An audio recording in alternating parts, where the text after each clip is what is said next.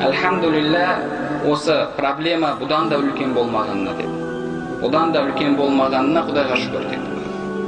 Yani bir adam, bir balası қайтыс болып жатса, Алла Субханала Тағала бір түнде бүкіл отбасын алып қойған адамдар бар.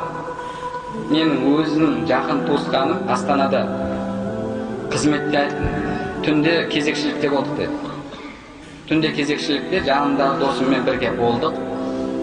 Кезекшіліктен шығып, әлгі досым бірге әріптес қызметтегі үйіне барды. Үйіне барса, жер үй Астанада ол жақта әлі газ жоқ, білесіздер. Дұрыс түтін кетпеген ба, угар үйдің ішіне ұрған. Үйдің ішіне ұрып, үйіндегі ұйықтап жатқан әйелі, 4 баласы барлығы қаза тауып кеткен. Бір түнде болды. Әйел бала шағасын барлығы жоқ. Сөйтіп бір үйден 5 жаназа шықты. 5 адамның жаназасы шықты.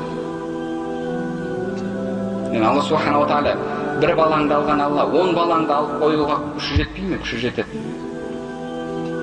Аяғыңды сындырған Алла Субханала Тағала сені сол көлік апатында мыжып тастауға Алланың құдірет жетпей ме? Жетеді.